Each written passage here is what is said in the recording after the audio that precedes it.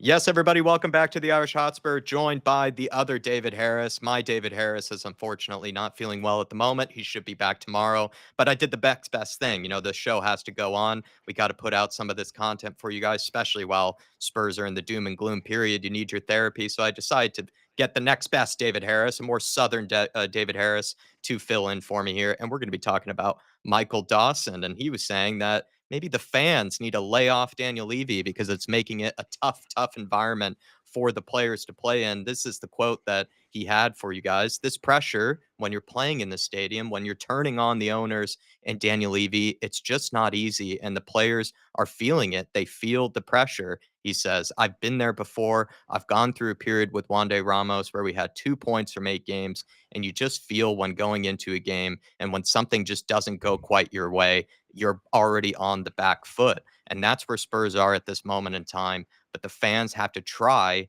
and stick with this team. And I know it's hard.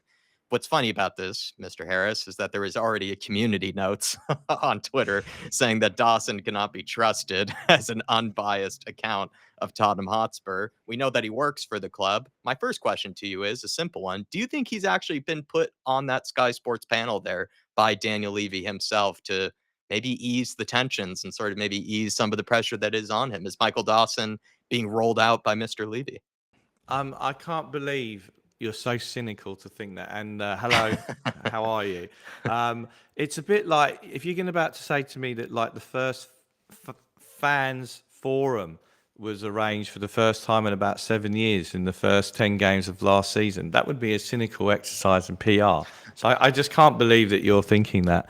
But yeah, look, I think, listen, first of all, with Michael Dawson, he is a loyal servant to our club. He played with us for 10 years, One right? of my favorite center backs. Yeah, and he is someone who has served our club very loyally. One may cynically say that is as good as he ever got was to play for us, and he always looked the best when he had Ledley King next to him. But he was loyal, and he always comes across as a terrific fella.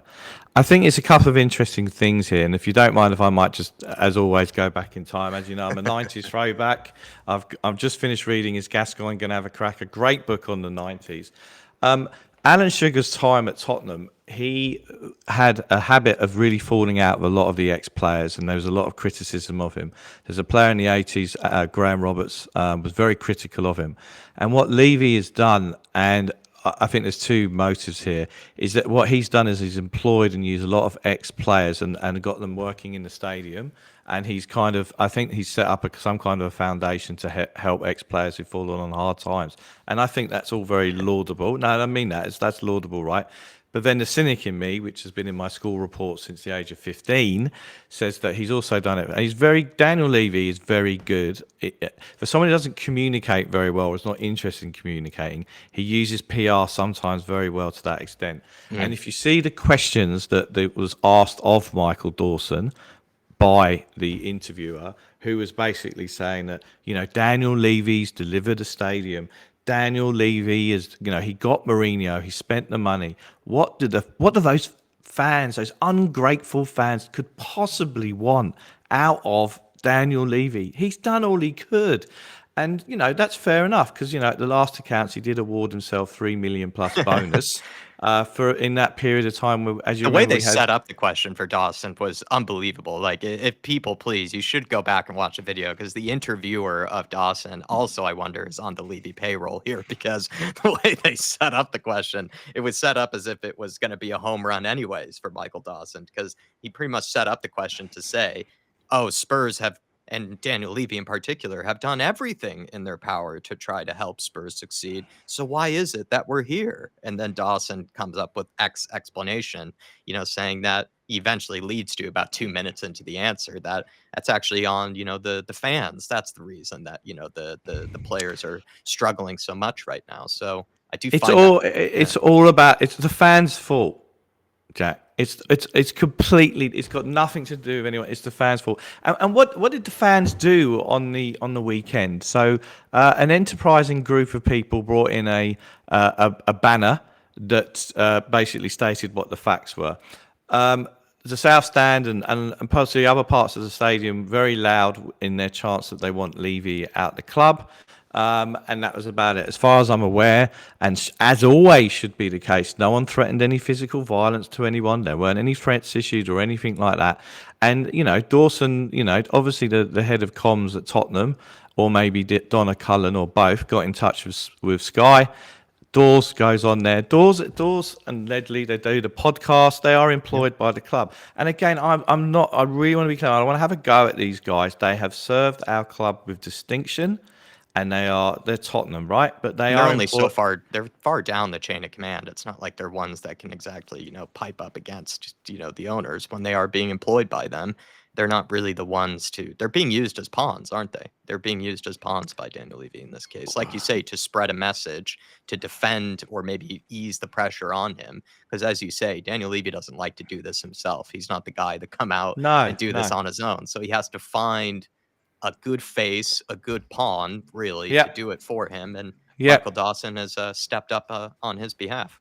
Yeah, no, and I get that, but but if you have a look at the other ex-Spurs players as well, so someone like Hoddle, who people moan about that he's too critical of Tottenham all the time. Mm, Now, Glenn Hoddle is my childhood hero, right? He's Tottenham man and boy. He's not employed by the club, and he speaks his mind. The same as the likes of you look at other ex-players who are in the media who are not employed by the club, who will speak about the lack of investment. I mean, for the last few days, to be honest with you, the golden greats of Ramon Vega, Mido, and Jamie O'Hara have been out in the media. So let's not correlate it to quality of on-field performance. But the comedy gold I really enjoyed, if you don't mind me just going down this rabbit hole for a second, Jack, mm. is that when he specifically said, I know what it was like as a player under Ramos, 2 points from 8, and the fans started turning against the ownership. I felt the pressure. And that context of that time was that summer under Ramos, we'd won that one trophy, just to remind you, one trophy under Renick the season before, and 80 goals worth of talent walked out the door. Berbatov and Keane. And who were we left with? Pav, Darren Bent, and Fraser Campbell, right? So for one day Ramos to see 80 goals walk out the door and that paucity of a strike force behind, it's no wonder that we had 2 points from 8 games. I think that was the summer we bought that Mexican player, Dos Santos. Yeah. Almost Yeah, practically made me a Spurs fan, Dos Santos. So did he? I know the Was era well. Was he okay? So Dos Santos, who was probably more known for frequenting London's nightlife than being fully professional. We had Luka Modric, who genius, and the shirt behind you, Right. and then we had David Bentley, whose three greatest things he did for the club was pour a bucket of water over Harry Redknapp, that lob against the Gooners in the derby, and to be honest, giving Aaron Lennon a kick up the arse to improve his Tottenham career, which had been a bit of status. So for Dawes to call out, I know what it's like when the when the fans turn against the ownership in the stadium and what the players feel. Well, that was under Daniel Levy, who just did a disastrous transfer window. So there you go. But I do think there's a lot of irony here because I've enjoyed coming on today because you've asked me to come on and comment on someone defending Daniel Levy when I'm not really known for defending Daniel Levy. So it's a bit like the lasagna of irony we've got going on here. No, it is.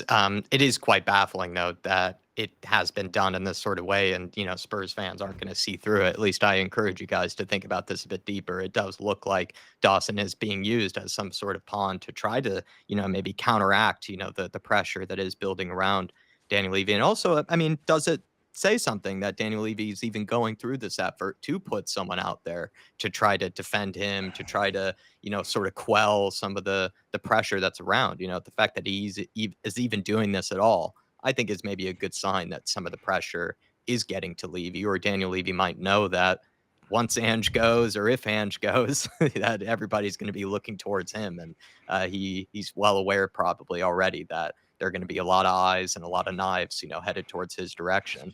And once that's the case, you got to already start playing catch up. Maybe that's what Daniel Levy is doing here with this Michael Dawson interview. He's trying to find a way to already start playing the PR of making it not look as bad as it is from the outside. Really, I think that's a really great point, and I think the interesting thing is around the is he Leicester getting rattled game. to Levy? Maybe. Yeah, well, but I think he is, and I'll tell you why. What Daniel Levy doesn't like it when the attention is on him and that stadium is singing against him, Mm. and at long last, for the first time in a while, the mainstream media are looking at his tenureship, ownership, and Enix ownership. Stuff like what we pay players, the salary to income ratio.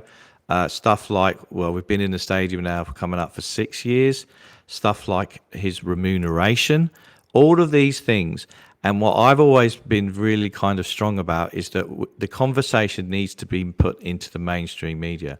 So the guys and girls behind bringing that banner into the stadium on the weekend did an absolutely fantastic media comms job, because it's been in all the papers. It Yeah. was commented on, and I get the kind of the global commentary thing. I think you probably do as well. And it was commented on by that. I mean, sad to say, I'm sitting there at 1 a.m. watching that performance, and I could hear chants against Levy on my little TV Yeah. halfway around the world. So when it gets into the mainstream media, and that's when Levy doesn't like it, on the attention on him. And I think the other interesting thing is we know the MO of Daniel Levy is when the stadium turns against him, he sacks the manager. Yeah. And what you've noticed this time is that, yes, there's been rumblings against Ange, and yes, people have had a go at him, and he's bitten back as well, right? But they've not all been Ange out in multitude. The focus is still on him. Hmm. Like last time this happened, really, well, you had the whole Conte fiasco, and the attention was on him. And then you had the Nuno game against Man United, and he made those changes. So we're at that point now where the mainstream media are at the point focusing on them.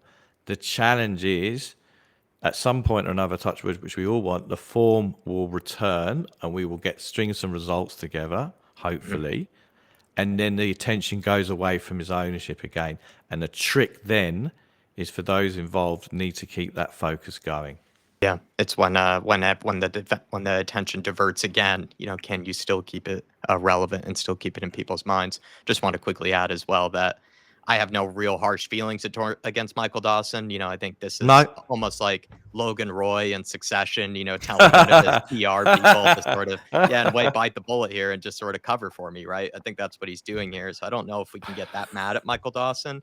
The point that he is making is quite ridiculous, though, because Spurs fans have gone through enough. Spurs fans have been through, what is it now? So many managers in even the last 5, 6 years, that it is just a little ridiculous to say, oh, like, just get behind the team. If we were a team that were successful, I think that is a valid argument to make. Like, come on, it's one little bad spell. The players are not going to respond to this, very well. But we have won trophies. We have been successful. We'll get there again. The issue is that we haven't been successful, and we've continued to watch the same problems cycle over and over and over again. There has to be a point where, yeah, maybe you will have to deal with the atmosphere being a bit toxic for a while. Maybe you will have to deal with the fans not being super positive before every game. And you will have to deal with there being a little bit of pressure on the ownership, before these games. I think it's just going to be ugly, and we'll have to deal with it being a little bit ugly. And for Michael Dawson to sort of suggest, like, oh, let's just pretend it's all well and good, it's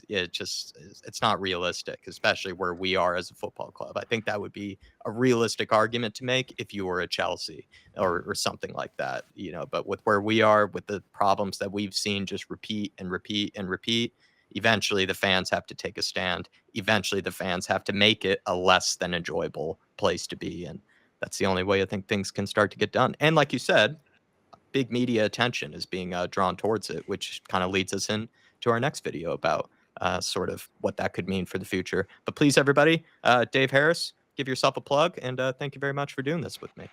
An absolute pleasure. I'm sometimes on Lads Tottenham. I think we might be having a YouTube show this week, and also occasionally I'm on the Godfather of Tottenham podcast, the Spurs show, which has been going since 2007. So I'm on that from time to time. So thank you very much for having me back on. And it's, when the Northern Hemisphere David Harris is down, that's when the back signal goes up for the Southern Hemisphere David Harris to come in. And he's done it excellently once again. Please, everybody, thank him in the comments, and do check out Lads It's Tottenham and anywhere else the other Dave Harris will be.